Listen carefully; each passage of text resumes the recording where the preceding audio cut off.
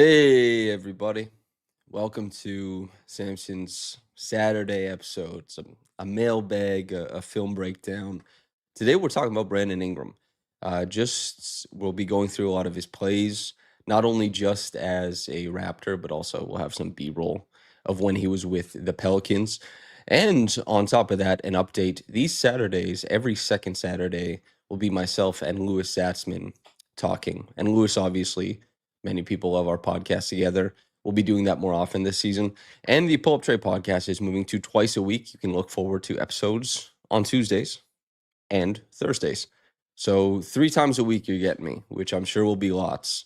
I'll try and pepper in as many other people as possible to make it a little bit more bearable. We're talking Brandon Ingram. So just to set the scene, I think he's been fairly tremendous so far. And it's hard not to be impressed with what he's been able to do, of course, because he is a tremendously talented scorer. He's very impressive as far as that stuff goes. And he's the type of scorer that the Raptors haven't really had in some time. Obviously, Pascal Siakam was a wonderful scorer, and he was able to create opportunities and really drive the Raptors forward at times. But we're looking at a guy who, wait, sorry. There we go. Okay, we got the B-roll going. We're looking at a guy who scores in ways that the Raptors haven't really had in a long time. If you were to pick a Raptor across history, probably the most reminiscent one would be Kawhi Leonard, although they are, of course, different. Last year, 23 points per game, 5.5 rebounds, 5.2 assists, 57% true shooting. Sorry, that is his career with the Pelicans. That's quite a few years there. And the Raptors are a team that needs it. They were one of the worst teams. Actually, they were the worst team in the NBA last year as far as on-ball scoring went. Their points per possession was the lowest in the whole league. That's terrible. You expect some development from guys like Scotty Barnes, RJ Barrett, Grady Dick, the glut of young guys on the roster, sure, but probably not enough to paper over how bad they were creating off the bounce. Jalen here says 6'9", 3-level scores that play make don't grow on trees. They certainly don't. And Brandon Ingram is all of those things. He's a 3-level scorer. We're looking for a little bit more volume at the rim this year, and we'll see some plays that make me think why we might get that.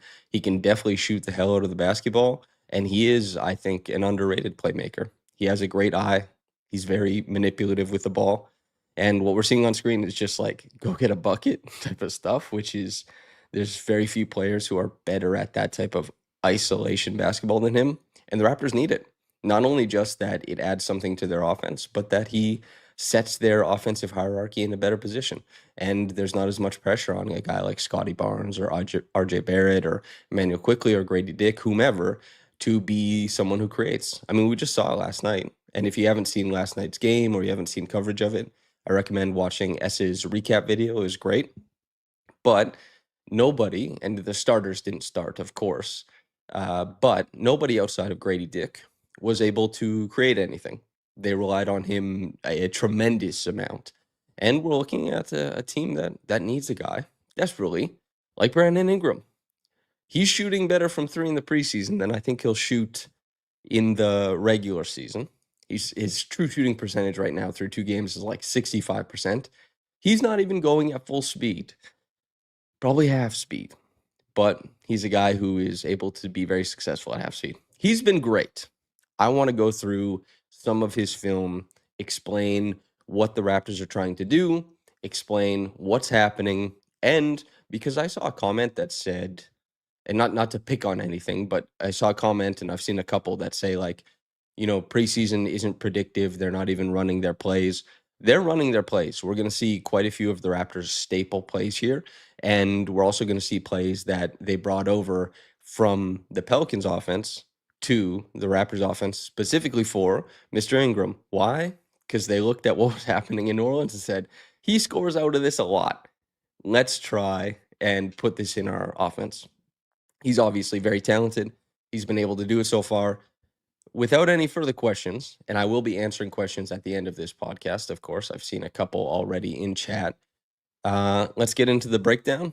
And then at the end of it all, we can talk about whatever the hell else comes up.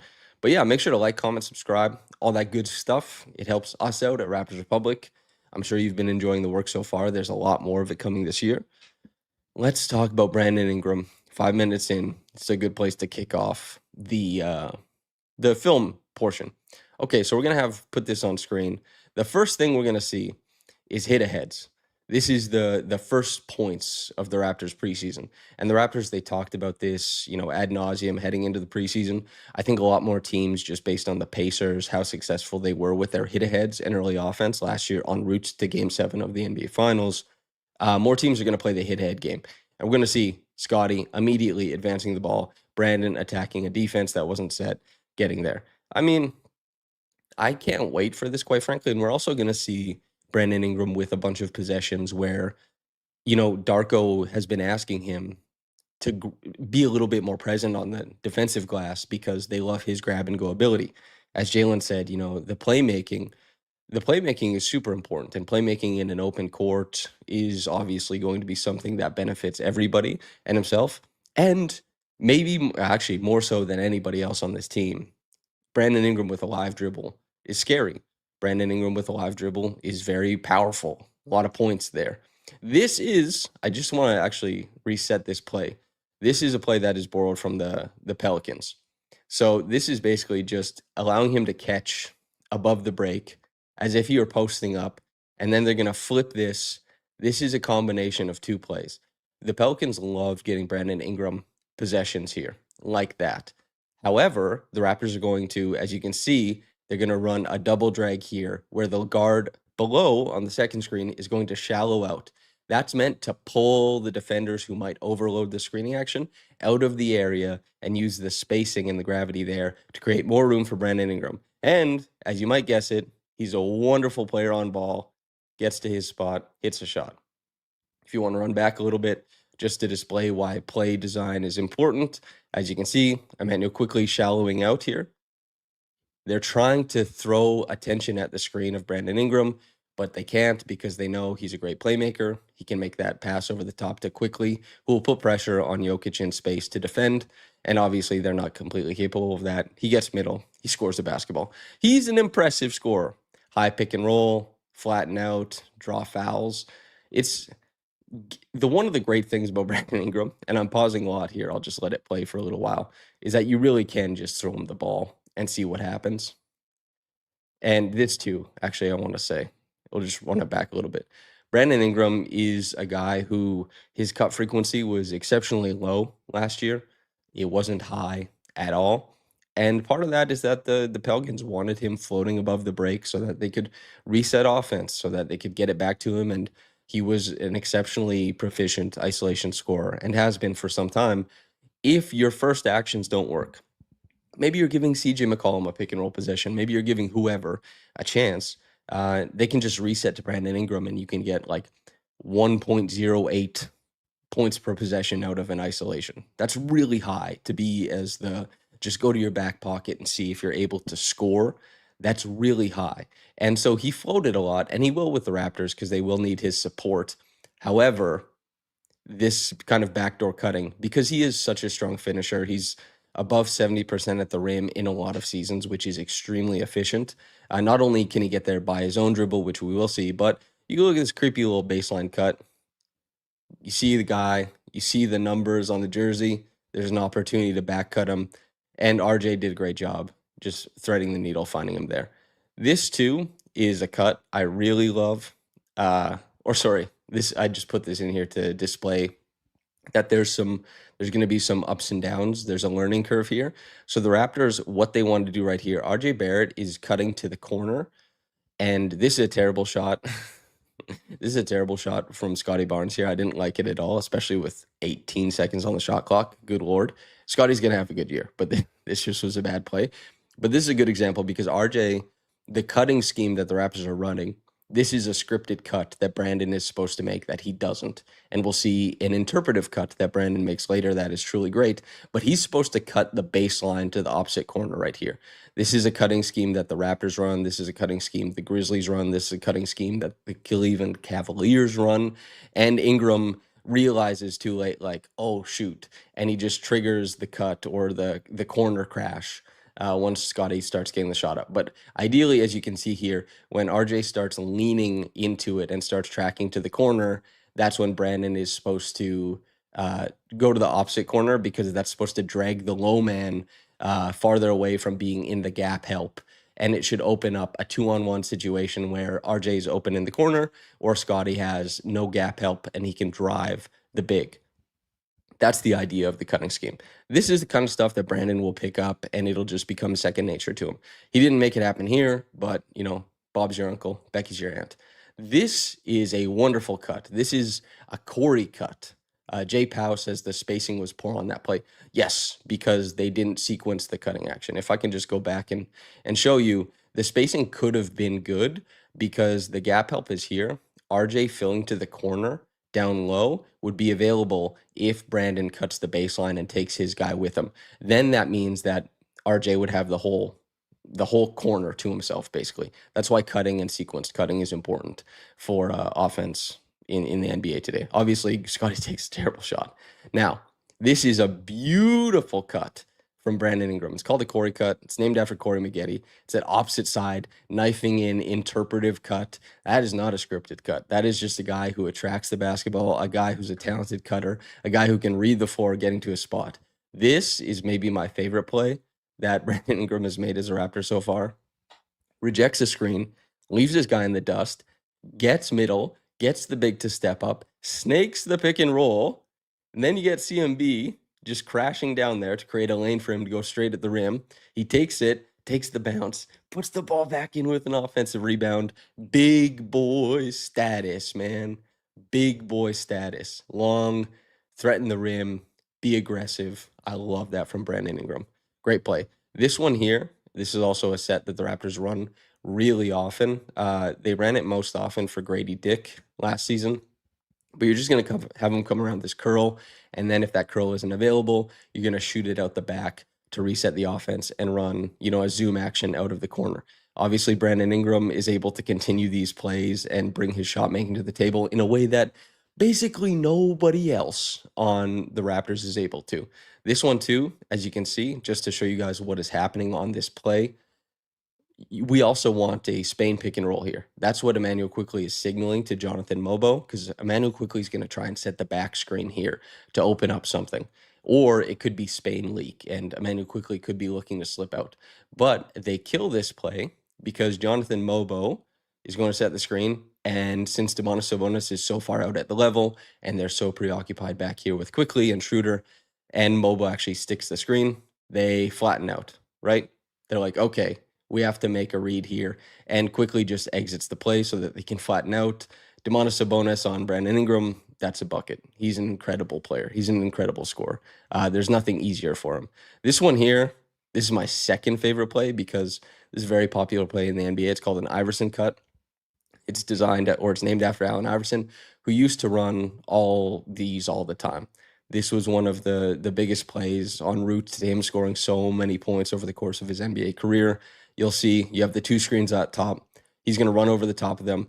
Mamu kind of turns it into a motion screen, and quickly he's going to hit him in the pocket. Murray is trailing behind. James in chat says smooth operator. That's exactly it.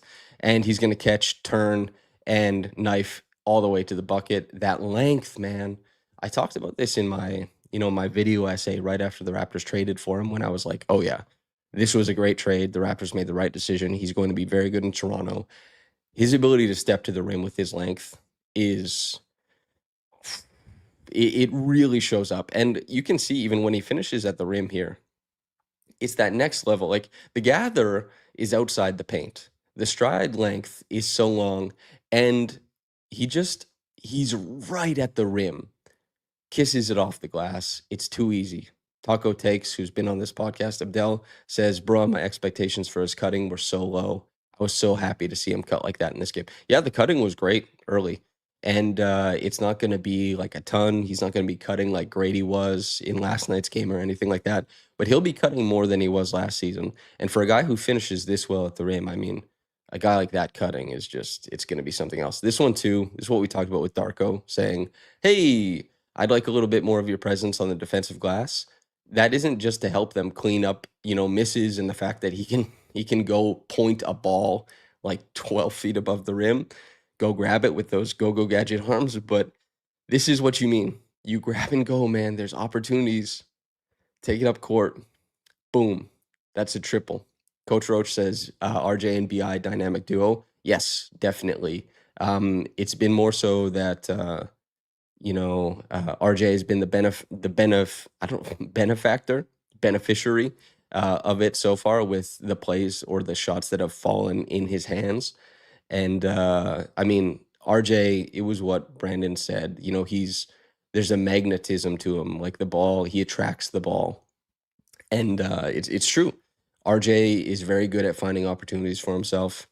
Uh, you know, just last night, Darko told us, the media, that, RJ is one of the most impressive players as far as it goes with like having a guy who has no plays called for him and he just finds his offense, which I think is so essentially true about RJ. And why I didn't have, I've written pieces about this, I've talked about this ad nauseum.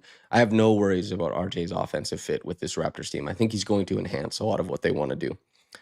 This year, just, I mean, this was the first play of the Kings game. There's nothing fancy here. This is just like a pick and roll to a short roll, Jonathan Mobo. And I'll just say this because we're going to see a few of them. Brandon Ingram shoots well from above the break. And above the break three is fundamentally so much more important to hit than a corner three. A corner three, if you pump and go and put the ball down, your playmaking avenues are so much smaller. The defense has a much cleaner they have a much cleaner ability to shut it down and make you reset the play. When teams have to chase you out above the break, it means you can attack them going left or right. It means you can play make to both sides of the floor. It means the rim is always available to you. And that just isn't the case with corner shooting. And on top of that, above the break shooting is more effective because it requires more from the defense to cover.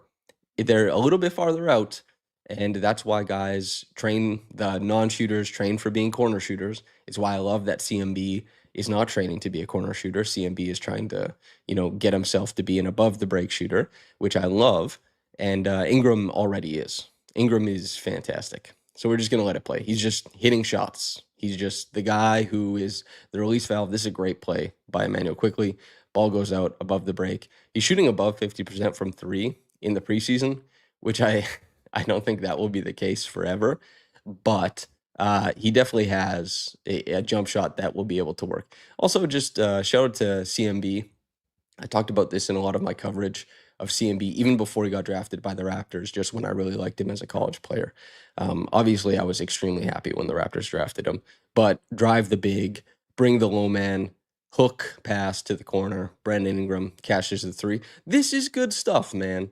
This is good stuff. Also, just really good play from Emmanuel quickly here, who's been quiet in the preseason, I know, but this screen reject creates everything. And Domantas Sabonis, obviously, like the point of contact defense here is very good, but Domantas Sabonis is extremely lazy, and it's just a wide open three in the corner for Brandon Ingram. But a great play from Emmanuel quickly to recognize what was available in front of him. Now we're going to get into some of the, the playmaking. This stuff is easy. I don't know what percentage uh RJ Barrett's going to shoot on his above the break threes. But as a Raptor, I think he's at like 37.5% on catch and shoot since arriving to the team. That's perfectly passable. What needs to get a little bit better for RJ is like less pull up threes, a little bit more efficient at the rim. He's already left, probably 4 or 5 layups on the rim during preseason. But if that stuff cleans up, he'll be very efficient this year. It's a big caveat, but I think it'll happen. This one, I mean, Brandon Ingram, he just brings the dig, just makes a great pass out, and RJ, that's an easy shot. It's he has a lot of gravity, man. This one too. I mean, this is a really great read because he sees that Valanciunas is paying attention to Mamu. This is who Valanciunas is thinking about. He's thinking about Mamu in the middle of the court. He's thinking about, okay, where's the gravity from? I'm spying the popper. And so Ingram reads his body, and there's that cut to the corner behind him that, he doesn't notice. And Emmanuel quickly is obviously a very strong shooter. Bang. Triple. This one too. Oh my god. He's so slick, man. Brandon Ingram is such a smooth operator. This just come off a pin down, man. Come off a pin down. It's not even a pin down, really. It's just like a weak side exchange. And they're just paying attention to RJ a little bit. This up fake is so good.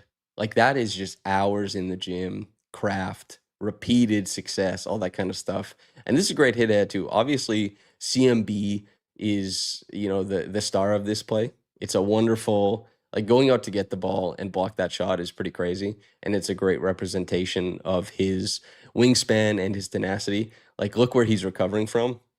He starts reading the play really early, gets a hand on Malik Monk's shot. This is a great hit ahead. Touchdown. Brandon Ingram. Wonderful hit ahead and one bucket. He's bringing a lot to the Raptors offensively. And he's going to add so much. That one's just an easy, like, hey, move the ball along, move the chains. He impresses me a lot, man. He impresses me so much.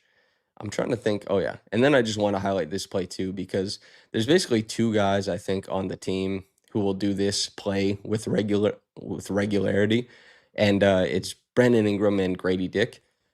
Guys like Scotty and RJ and guys like that. Actually, RJ will make this play too.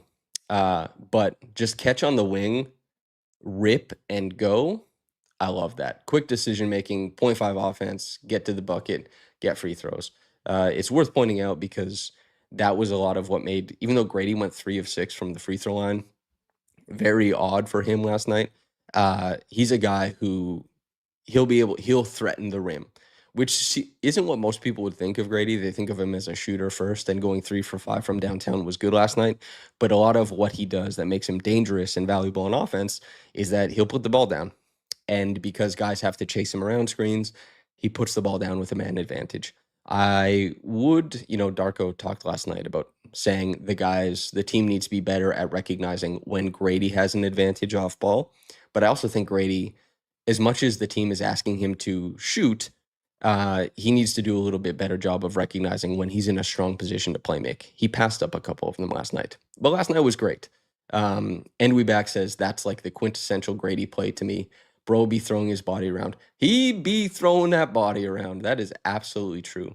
NBA Cam says that's why the Ingram acquisition is so important. Last year, the Raptors were forced into taking worse shots. Everyone's efficiency should go up just by taking higher quality shots. This is the funny part about that. I agree with that. And at the same time, the Raptors were one of the highest shot location predictive teams. Like their shot location was great. They were like top 5 in the NBA in taking quote unquote valuable shots. They were not top 5 in making valuable shots. And Brandon Ingram not only can help put guys in positions where they're taking more valuable shots, but he can make more of the valuable shots and he can make more of the less valuable shots. He should really, really help things out. Caleb says, hello, watching in delay, but thanks for another Folks Film Room. Caleb, thank you for showing up to every podcast and saying something kind. You're a huge fan of the Raptors. You obviously support the show. I appreciate it very much. I appreciate everybody. There's 300 people in here, it says on my little, or there's 166 on Twitter. There's 140 on Raptors Republic. Make sure to like the video. It helps out the channel, helps everything out. We're trying to be the top of the top. Hoops Convo says, do you have a past player comp for Ingram? I famously have a really tough time with player comps, and it's because I dig down into players so much that you start to see how different all of them are, even the biomechanics of how they achieve things. Ingram he's a very unique player in the history of the NBA, I think personally, and especially his frame. You just don't see it very often. Honestly, people say like poor man's KD. People say like some of that. Hoops Convo says Ingram to me, I see some Paul Pierce. That is really interesting because I think of Paul Pierce more of like a bully, a big bully guard, even though he played as a forward. And I do not see Ingram as a bully, but a guy who, I mean, my God, he he's so smooth, he's so slick that he doesn't have to bully anybody. He just beats you, not through bullying. When I do the CMB film room, we'll see a little bit of bully ball, and he certainly has a propensity for it. And Ingram can if he gets a small guard on him. But Paul Pierce, I mean, there's a craft similarity there for sure. But comparisons are tough. We got to watch some defense now, I think. Yeah, let's watch some defense. What are we looking at here? Oh, sorry, this is the offense again. Wrong clip. Okay, so the defense it's not as long. It's not going to be as exciting. John says, so would Ingram be a blueprint to keep developing Grady towards? Listen, Grady will develop more as a scorer than he will as a shooter, because if you treat him just like a shooter, then I think you're leaving stuff on the table. But the Ingram blueprint for Grady is those are very high hopes. And Grady doesn't have the same wingspan or the same height, but I mean, like, shoot for the star or aim for the moon. Even if you fail, you land among the stars or whatever. If Grady is even close to being a facsimile of Brandon Ingram, I think that would be unbelievable. Didi of Winaga, I'm sorry if I said that wrong, says, I'm really impressed with Grady the past 2 games. The game looks like it's slowing down. Yeah, he's been quite good offensively the last 2 games. And We Back says, and when did Grady have a handle? Grady has a handle to some degree, but he creates more with his motion. And if he is from a standstill, his triple threat is really good, which is similar to Ingram. Uh, NBA Cam says, isn't location effective field goal percentage just based on floor location and not necessarily shot type? Because while they were good shots, they may not have been the right shots for the players. Yeah, you're hitting on, like, the first part is the floor location kind of dictates the shot type, right? You'll never get a dunk from the corner triple. When you're at the rim, you're probably not taking a jump shot. But you are correct that, they may not have been the right shots for the players. I just think the players weren't talented enough at making shots. Like, everybody on the Raptors except for Scotty Barnes and Jakob Poeltl basically was a bad finisher last year, and it's tough to succeed at that.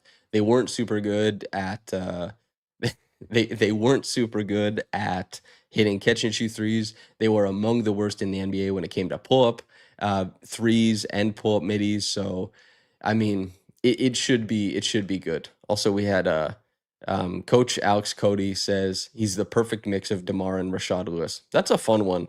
Rashad, you can definitely see the body type similarity there. Okay, as Joseph says, like the video, you savages, you savage. Game 2, ALCS. I'm excited for it. Okay, let's watch a little bit of defense. He's just chasing Keegan Murray around.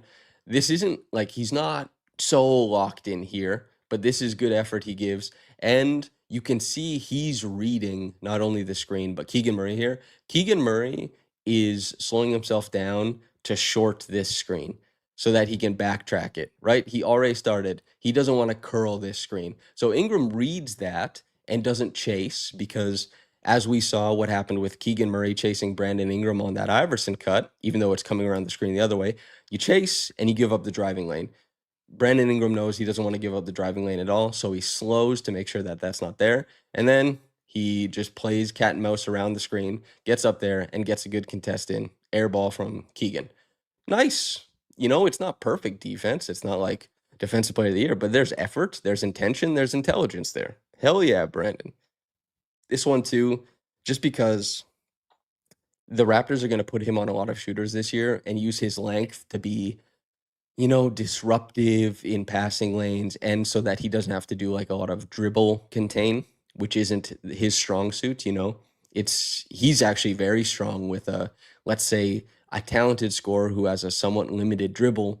If he can stay with them and he lets his length disrupt their shot on the way up, he can actually be an above average defender in quite a few matchups like that. He wasn't so bad guarding guys like Pascal Siakam. He wasn't so bad guarding guys like DeMar DeRozan for that reason. And I don't think he'd be so bad if he was on the other side of a guy like Scotty Barnes, right? But here he has to chase over a pin down as well. And he's protecting the drive. He doesn't want to allow the drive. He's perfectly fine. Like, you know what? If you hit catch and shoot above the break 3, quick pull, Godspeed. And he's just getting out there. It's a tough shot to hit. Like, the Raptors are asking guys, they ask like 3 guys on their roster to hit that type of shot. And maybe, as a team, they shoot like 32% on those. So Ingram is being not like super aggressive defensively here, keeping the ball out in front. That's what you like. Guys who have length, when they're not overzealous and they keep the ball in front, that's a recipe for success. This one here, it's a switch. He has to locate. And this is actually RJ. I don't mean to pick on him, but or sorry, not RJ. There's another one with RJ that happens here. Scotty. I don't know what Scotty is doing here, and like Scotty and Ingram have a misdirection here because nobody's picking up Jokic, but also they're not paying so much attention to the roller. Ingram actually, I'll say, is paying attention to the roller. Scotty is playing the middle of something, and he starts talking to his point guard here and being like, "What's happening there?" But I don't know what Scotty is trying to achieve on defense here. It seemed like he was trying to time up the rotation, but he never commits to anything. It's like a layup line, and he doesn't really take away the pass. I don't know what happened there because defensive coverages can obviously be. I mean, they they can go awry for a number of reasons, but that one is like Ingram. I didn't think it was that bad. They're switching on a screen, but it's it is what it is. This one, okay, this is bad. I didn't like it very much.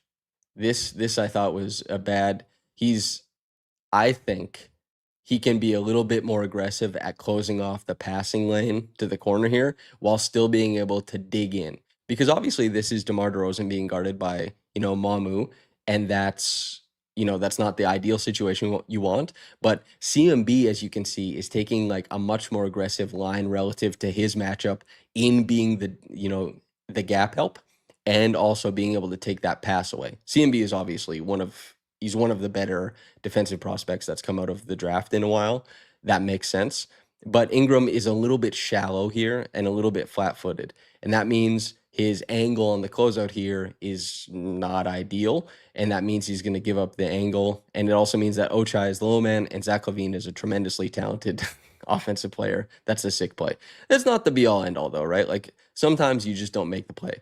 This one is better, right? You can see this line is better. It's a little bit more aggressive. He's angling properly so that he'll just have to flip his hips and get to the ball. I don't mind this. Now, he is a little bit flat-footed at this point. Maybe you want to be a little bit more aggressive, digging with the right hand and getting the left to take off that passing angle.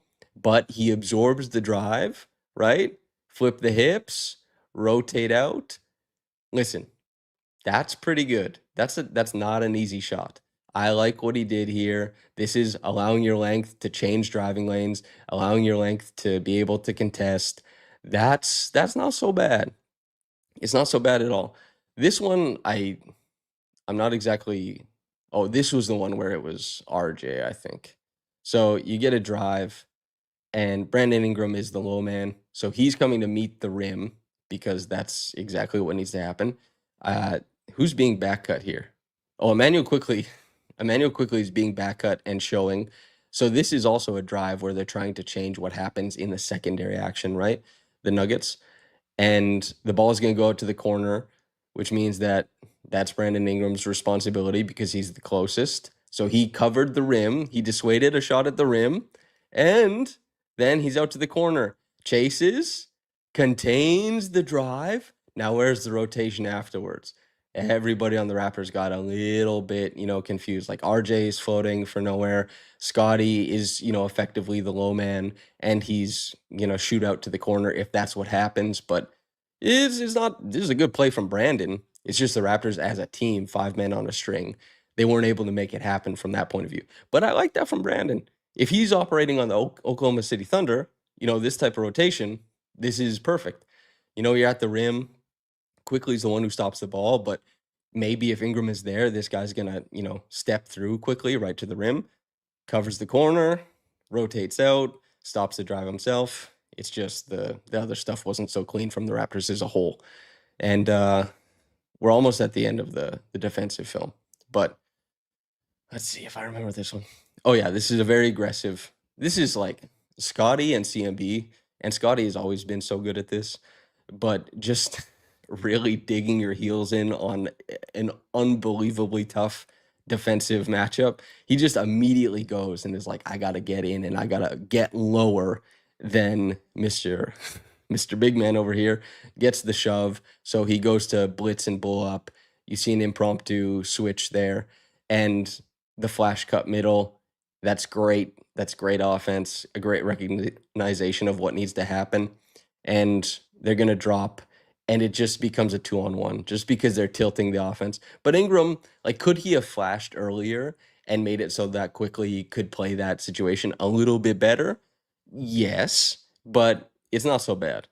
And he's still like, you can see he's like, everyone gives up the shot there. It is what it is. But you can see Ingram is operating functionally defensively.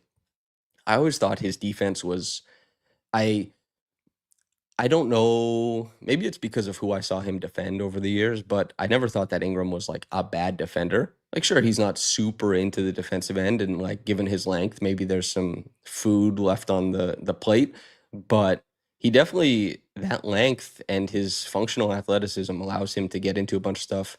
And this too, draw an offensive foul because Jokic, this guy kills me. He is so talented, but he is a little bit of that. All the best players get into a little bit of scumbaggery, and you can see Scotty is fighting for his life, which he always does, which I really appreciate him for defensively. And Jokic just goes to the ground, and yeah, offensive foul. Jokic messing around. He's doing his thing. That's the defensive film. So we got like 36 minutes of Brandon Ingram film review. That's probably pretty good. That's 2 games. We went over a lot of stuff. I've been trying to hunt down all of Colin Murray Boyles' deflections for when we do his film room because it haunts me. I did this great film room on Colin Murray Boyles. I've done 2 of them, the pre-draft and the post-draft, the post-summer league one. But my mic was screwing up during the summer league one, which you know, I hate because it's a popular video, but the audio quality is so terrible. Cosmo says, I thought Ingram was or has the skills, but doesn't know what to do with it as a defender. I think he's the opposite now. Yeah, I don't know about doesn't know what to do with it. It's just hard to be a guy who's such a high usage player on offense. And it really depends. It really depends on what you're being asked to do, right? So, like Pascal, when he was on the Raptors towards the end, he was the defensive stuff, especially in December, OGs as well. That end of November through December and then January for Pascal, like the defensive stuff was falling off a cliff. Last year, this is a fun stat. So when Miles Turner is on the floor with Pascal Siakam, the Pacers were one of the 5 best teams defending the pick and roll. When Miles Turner is on the floor without Pascal Siakam last year for the Pacers, they were the worst team in the NBA defending the pick and roll. That's really meaningful. And it's because Pascal wasn't being asked to chase shooters or do all this kind of stuff. He was asked as a long, mobile player to start popping into the gaps and disrupting stuff and using his length to read players and try and read and predict offense and blow things up. That was really beneficial to Pascal as he aged because he was a guy when he first came into the league who, he was matched up against John Wall in the playoffs. He, in 2018-19, the championship season, when the Thunder came to Toronto, he guarded Russell Westbrook for, this is what, a year or 2 removed from his MVP season, right? He guarded Russell Westbrook as the primary and in the first half, and then was on Paul George in the second half. Like that type of he is an offense. He as a mover was so special, and it wasn't the same. You're 30 plus years old. It's different. So there's different avenues to success. Ingram, I think, is going to find a lot of avenues to success with the Raptors. I talked to Chucky about this last night. Because the big thing that happened with the Raptors making that stretch to steal the game last night, obviously, Chucky was instrumental. Chucky was awesome. He deserves a lot of love for it. But Olivier Sarr has 5 fouls in 5 minutes. He comes out of the game. There's like 4 minutes left. They close out on an 18-2 run. Jonathan Mobile being in there to provide the backline pressure to support Chucky's, frontline pressure. It changes everything. And Chucky was like, that makes it so much easier. That's unbelievable. And, I asked it in the framing of, you have not only Mobo there, but you have guys like CMB, you have guys like Scotty. And I don't know how much time Chucky's going to get with the big club this year. But the Raptors defensively will be able to throw guys like Scotty, CMB, and Mobile at teams.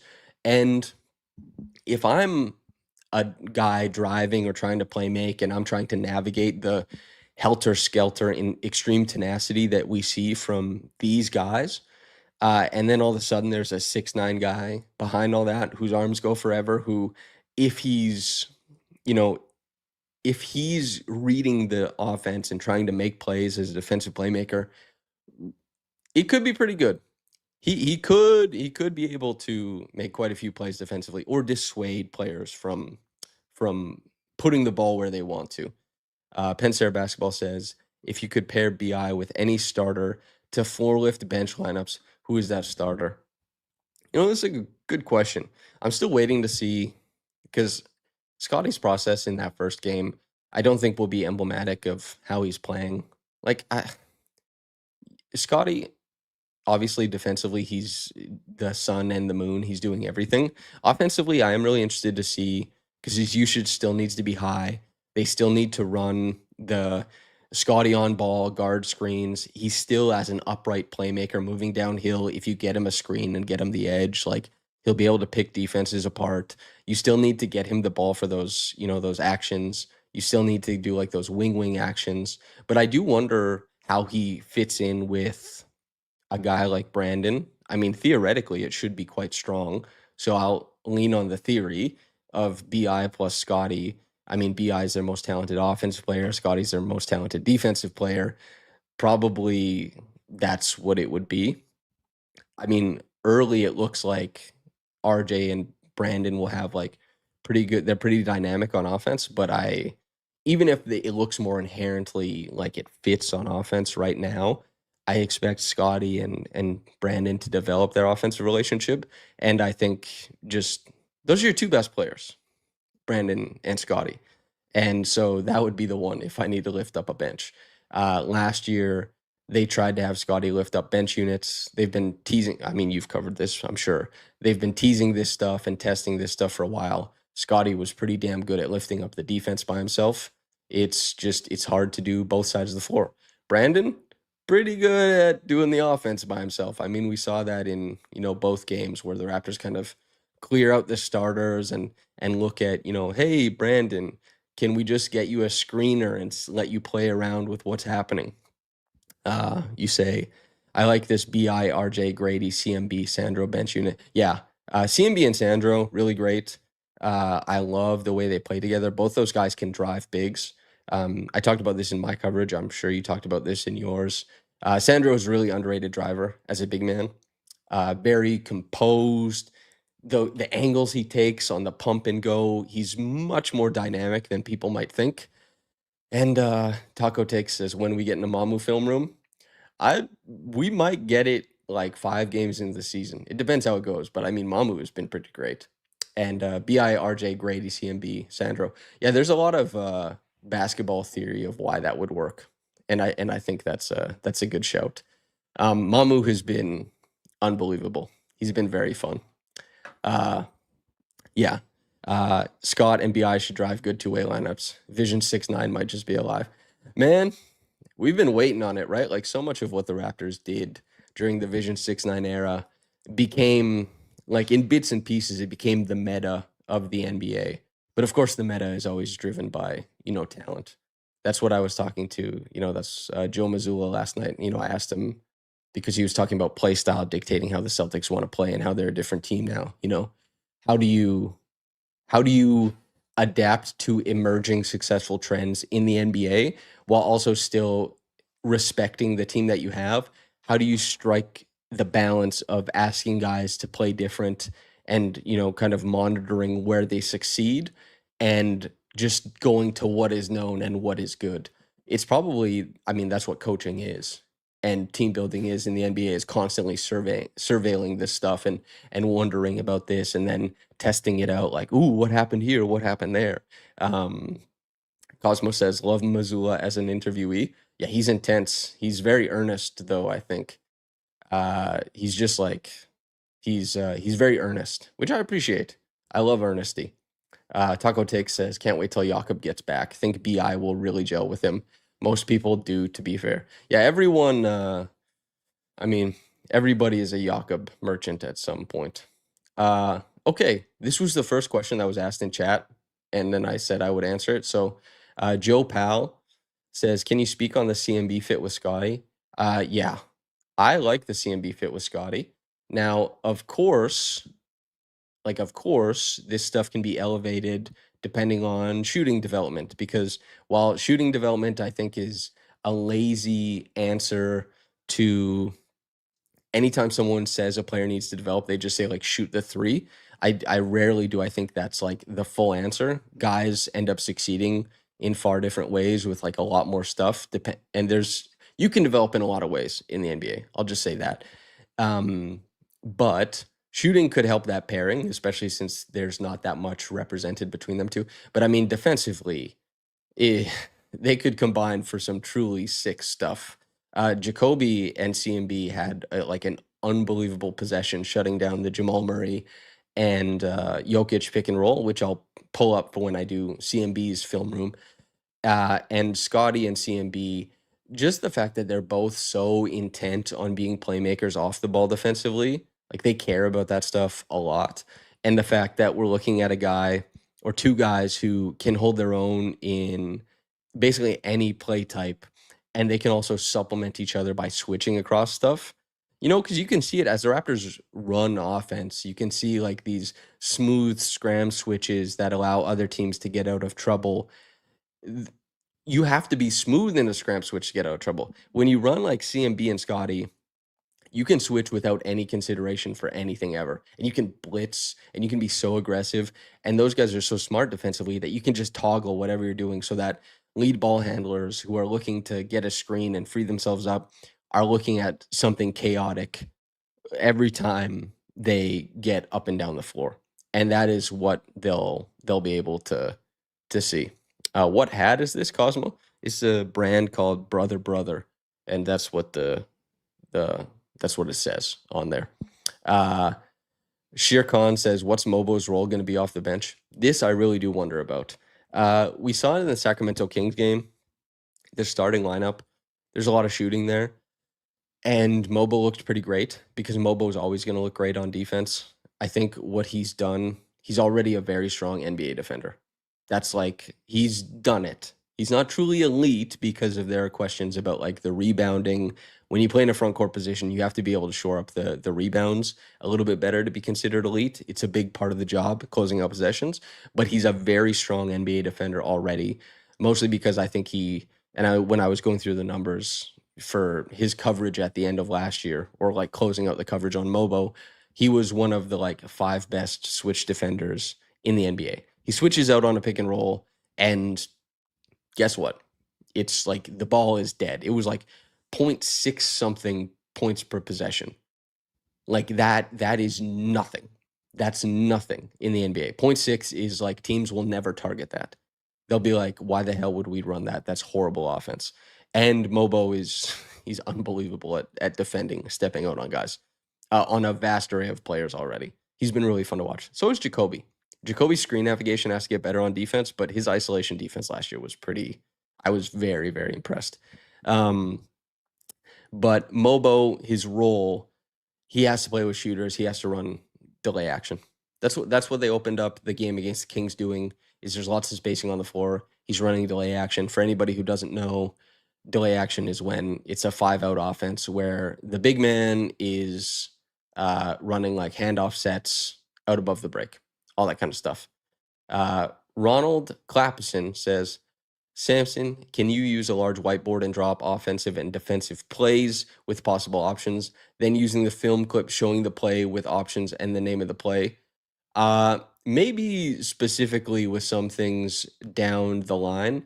I've done this in the past, and I will do this, but I can't do this right now. I have to prep more stuff. That's a lot of prep that I need. And but that will happen sometime during the season. But that is like a lot of prep at the front end, and a lot of prep in the middle and all that kind of stuff. Taco Take says, "I can see CMB Scotty generating a lot of transition, and them entry passing to each other on early seals could buoy the offense. Mamu as the third front court partner could work too." Yeah, this was the first play I showed on the offensive reel. you know, is the Raptors. It's Mobo to Scotty to Brandon, and they reach the rim in okay, so the foul happens at what, 11:15, and the inbound happens, Scotty catches at 11:18, right? This is just really fast basketball. And the Raptors want to do this. And like, yes, is it good to have guards on the floor? Of course, because guards can dribble and create offense and all that kind of stuff. But when you have all these big guys who are obviously bigger guys are better at the rim, bigger guys are harder to stop with momentum. Hey, really fast hit aheads are a great way to navigate the troubles you might have in the front court and get guys really easy looks. RJ Barrett, one of the highest volume transition players in the NBA last year. He needs to be more efficient, but getting to the rim in transition, it helps the numbers a lot, both for your team and for yourself.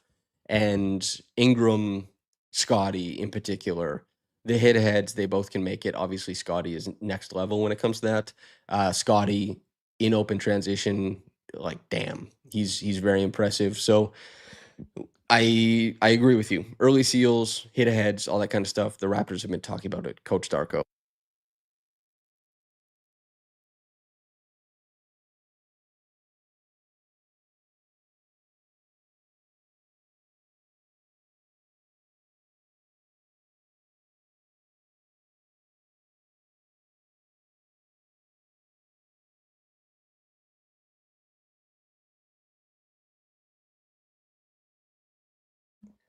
Thank you.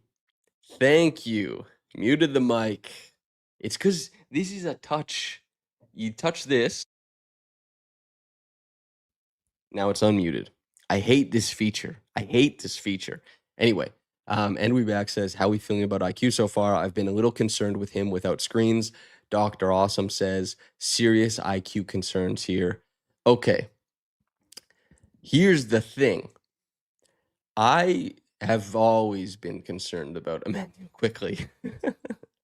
I from the very moment he showed up on the Raptors, I was just like, man, I'm looking for more from a lead creator, especially since he's not like he's a better player than Grady, of course. But the way Grady commits to using his off-ball gravity and working off ball and playing and wrestling to get free and come off the screens.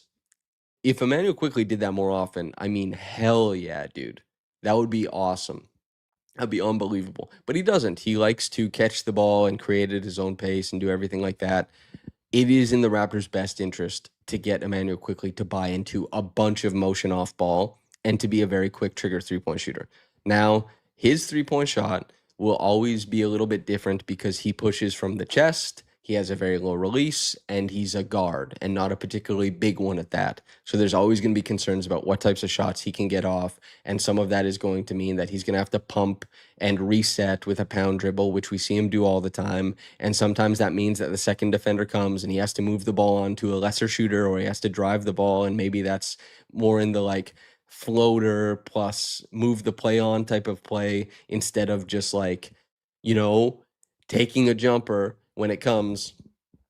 But and he just doesn't create layups for teammates. That's a that is a lot of stuff against a lead guard. But his skill set is really his skill set is that of a guy who can succeed in this modern NBA. It just depends about how he's being used and how he implements himself.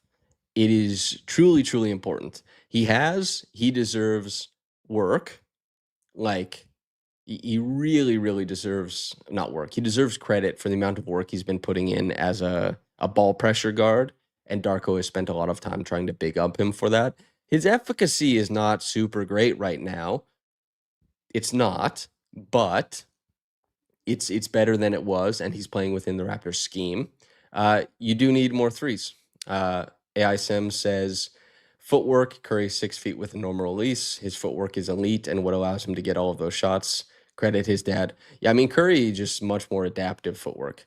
IQ has a very wide base on his shots, and he's very specific about his feet. Whereas Curry, I mean, his feet can go any which way. He'll line himself any which way, and he's a quicker shooter for sure. I think his release, like Curry doesn't have a super high release, but his release I think is higher than Quickly's. His release is much quicker than Quickly's. Caitlin and I were talking about this, because she has access to numbers that track the release. Grady also has an incredibly fast release. He had a no dip three last night too, but the reason why everybody, there's the open gym clip of when IQ came over, and clearly the Raptors saw him as the centerpiece of that trade, and they were saying like the way he fits with Scotty, oh my God. And I get it in theory because you look at their skill sets and you say these guys will fit great together. And it quickly is. I mean, there's a play here, we can bring it up. It's one of Brandon's pick and roll possessions where you can see they're running the shallow cut for Emmanuel quickly. I'll let it play until it gets there and I'll just keep yapping. It might have been earlier in the clip section. So yeah, here it is. Emmanuel quickly, the reason why the middle is available to Brandon Ingram, and this is why shooting is important and having motion shooters is important, is Jonathan Mobo. It's not like he has a ton of, a gravity as a roller or anything like that.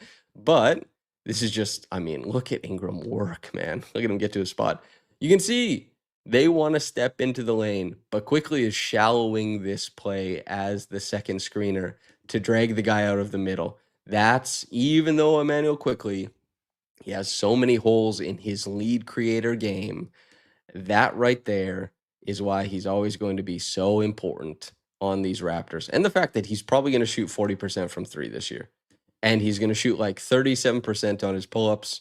And hopefully he shoots better on his little floater. And hopefully, he's able to hit the pocket pass to Jakob to get the ball moving and do all that kind of stuff. I mean, it's IQ, he just fits. And the reason why they like having a guy who shoots the ball that well next to Scotty and Ingram or just on the floor at all, I mean, it's inherent. You know what I mean? That's the way the NBA works. Taco Take says if you watch IQ on highlights, you don't really see how limited parts of his game actually are. His game is more conditional than I thought when we traded for him. Yeah, that was pretty apparent to me right away. I wasn't like a big quickly booster. I've made the joke about what Polar texted me immediately after the Raptors trade is like he can't pass middle, and he can't. He just doesn't pass middle. But also like when I was talking to David Lee when we were doing the Hawks thing, and he was like, "Hey, the numbers say quickly is like a really strong passer," and I was like, "Yeah, not at all, man. He's actually like for a point guard I find a relatively very weak passer, but." The Raptors, in their forwards, have extremely strong passers. In quickly, they have an extremely talented shooter and a guy who's going to give you something at the point of attack. I think that's something he'll be able to do this year. And quickly can run a pick and roll, especially with a guy like Jakob. Quickly, as we saw in some of the plays where Brandon is finishing, is making that skip pass. It's not going middle, but he's moving the ball on. They're creating, he can do stuff. He's a good player. He'll be efficient. But there is a reason why Quickly is a player who you see him score in bunches. You use the term Abdel conditional. I think it's a perfect way to frame it. Is that it really depends on what the defense is choosing to do. That Quickly sees like, okay, I'm facing a defense right now that is going to allow me to get to here, here, and here, and I'm just gonna like hit that button. That's why you see like 14 points in 6 minutes from Manu Quickly, and then like 2 points the rest of the game because he's having trouble finding like his way. He's like, not here, not sure where to input myself. The best point guards kind of input themselves when the team needs it, not when it's conditional. It's when out of necessity, and they get to dangerous spots all the time. Quickly doesn't really meet that, but Quickly is still, I think, gonna have a good year as not a lead guard, not as a lead player on this team, but as an ancillary player. I think he's gonna be good. Amit Kumar says, hopefully see more IQ pull-up threes in the regular season. This team desperately needs his gravity. I think even more than the pull-up threes, the catch and shoot threes. His gravity is more important off ball to support guys who are better. Like Scotty Barnes, if he has spacing, is probably a better offensive player than Emmanuel Quickly. Brandon Ingram is definitely a better offensive player than Emmanuel Quickly. Even we just go to year 3 for Scotty, right? Like that's a better offensive year than anything Quickly has done. I know he struggled last year, but let's be optimists here. Quickly's catch and shoot stuff to be really attentive and to form up and to drag guys and be really involved off ball so that guys like Ingram and Scotty on ball can really play well and really have space to play around with. As we showed in that clip, being the shallow cutter means something. Dedicating off ball means something. His on-offs this year will be good. The Raptors will be better with him on the floor. That stuff is going to be important. I believe him quickly as a good player. I've never really believed in the lead guard stuff, but that doesn't mean you're not a good player. It doesn't mean you're not valuable. I think it'll be good. That's probably, I mean, we're talking for an hour. You know what I mean? Talking for an hour, that's probably enough. Yeah. Answered a lot of questions. Talked a lot about Brandon Ingram. That's where I'm going to leave it. Make sure to like the video, hype it if you want. It's a new thing on YouTube. Apparently, it's very valuable. Subscribe if you enjoyed this. Yeah, you can learn a lot about basketball by tuning into these breakdowns, not just about how the Raptors want to play and schematically what they're trying to do, but some general basketball stuff. John says, say it. The Yankees lose. Hell yeah. Looking forward to see how far the Jays can get into the playoffs, man. A World Series. Boy, would that be something, man. Boy, would that be something. Yeah. Like, comment, subscribe, all that good stuff. Yosef says, like the Stream You Savages, RR killing it this season. RR is going to have a very big year. Everyone is prepared to do lots more work. As we know, people already really like the existing work. There's going to be a higher volume. The quality is going to stay just as high, probably better. I'm excited for it. We're really excited. Like the video. Thank you for tuning in with me. Brandon Ingram, Raptors, beautiful fit. Thanks. All right. Whether you got into this in the morning or at night, have a blessed day and goodbye.